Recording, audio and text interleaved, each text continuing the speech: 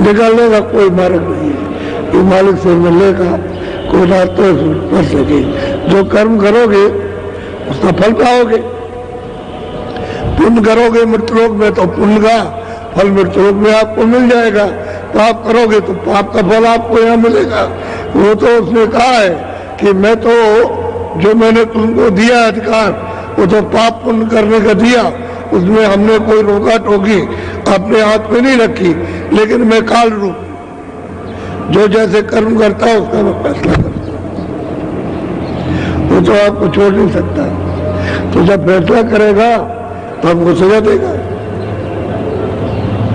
अब मान लो कि जितना राज राजा का राज है, तुम उसके राज में बगावत करोगे, उसके राज में चोरी करोगे, धोखा करोगे, लड़ाई झगड़ा करोगे, तो वो सजा देगा।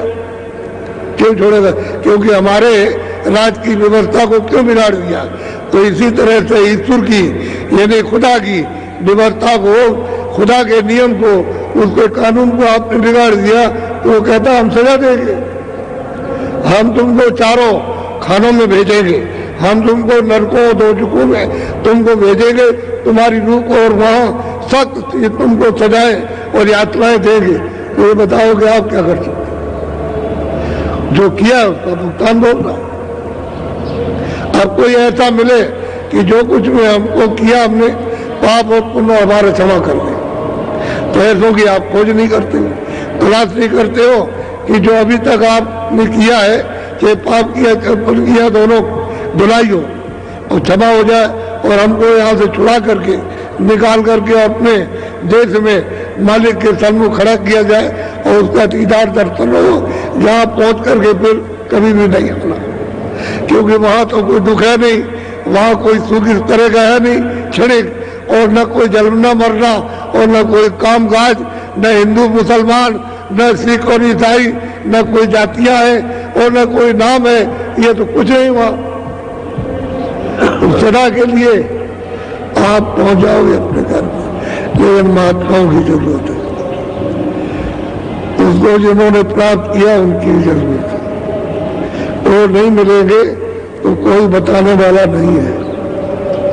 इसलिए उन्होंने अपने अपने समय में आकर सब जीवों को जगाने की कोशिश की, लेकिन जब जैसा समय और जब जैसा साधन उनके पास था उतना उन्होंने अपना काम किया, और जब जैसा साधन आएगा वैसा काम करेंगे। और दूसरा साधन है तो काम ज्यादा हो जाएगा।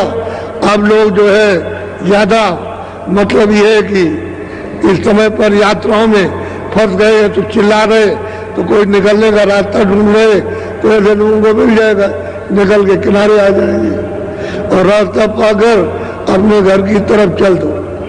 क्योंकि जो सामान इतनी मेहनत करके रात और दिन जाग करके आपने जो इकट्ठा किया है, ये तो एक क्षण में छूट जाए, तुम देख नहीं सकते, बचाओगे क्या? वो मिट्टी है सब, तो इसी में तो मिल जाएगा। तो आपने ये मेहनत की तो क्या आपको मिला? चलते वक्त ये आपकी चीज थी, आपका संदेशा था, और यहाँ से और इनको भेजकर और गांव-गांव में पहुंचाया गया कि भाई सुन लो मेरी बात को, और पीछे ये मत कहना कि मैंने सुना नहीं।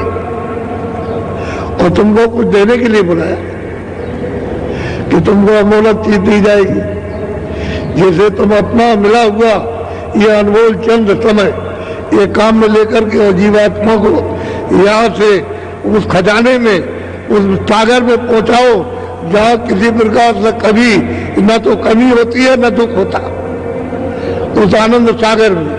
तो ये तो सागर नहीं है।